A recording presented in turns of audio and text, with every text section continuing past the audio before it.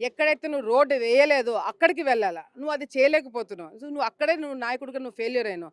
ఈరోజు ఎమ్మెల్యే తిరగలేకపోతున్నాడు. ఎందుకు తిరగలేకపోతున్నాడు? ఆయన పని చేయలేదు. పనికి రాడనే కదా ఈరోజు తిరగలేకపోతున్నాడు. వాళ్ళ అక్కని తిప్పుతున్నాడు. ఆమె ఎక్కడో హైదరాబాద్‌లో ఉంటది. ఎప్పుడో సంవత్సరానికి ఒకసారి వస్తది. ముఖం చూపెడతది. ఆమెతో ఎందుకు తిరగనిస్తున్నారు? ఈరోజు ఇంకో కొన్ని సందర్భాల్లో టీవీలలో అదే విధంగా జగన్మోహన్ రెడ్డి గారు టికెట్ వాళ్ళ అక్కకి ఇస్తారనేది కూడా వినపడుతుంది. అక్కకి ఎందుకు ఇస్తున్నారు? నాకు అదే అర్థం కావట్లేదు.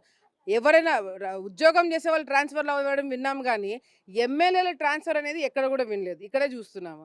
ఈరోజు వాళ్ళ అక్కకి టికెట్ ఇచ్చారనుకోండి, వాళ్ళ అమ్మ అయితే సేమే గదా! ఇద్దరికి తల్లి ఒకటే గదా! ఆమె గదా అరాచకం చేసేది. ఆమె గదా కమిషన్‌లు తీసుకొని ఇది జేసింది. మరి రేపు పొద్దున ఈమెకి టికెట్ ఇచ్చినా, ఆయనకి టికెట్ ఇచ్చినా ఒకటే గదా! ఆ మాత్రం సెన్స్, ఆ మాత్రం ఆలోచన ప్రజలకుండదా? సో, ఇవన్నీ గూడా కేవలం జిమ్మిక్కులు. కేవలం ఆ ముఖం కనిపియకుండా ఇంకొక ముఖం పెడితే సరిపోతుందంట. మళ్ళీ కబ్జాలు జేసుకోవచ్చంట, మళ్ళీ దౌర్జన్యం జేసుకోవచ్చంట, మళ్ళీ ఇది జేసుకోవచ్చంట. మీరు మార్చాల్సిన జగన్మోహన్ రెడ్డి గారు మార్చాల్సింది ఎమ్మెల్యేలను గాదు. ప్రజలు జగన్మోహన్ రెడ్డి గారినే మారుస్తున్నారు. అది ఆయనకు అర్థం జేసుకోవాల. నువ్వు ఎమ్మెల్యేలు మార్చినా, ఎంపీలు మార్చినా ఏమీ గాదు. ప్రజలు జగన్మోహన్ రెడ్డి గారిని రీప్లేస్ చేసి మళ్ళీ చంద్రబాబు నాయుడు గారిని ఆ కుర్చీలో కూర్చోబెట్టబోతున్నారు. సో, ఇంతమంది చూడండి ఆవిడ ఇందాక నుంచి పాపం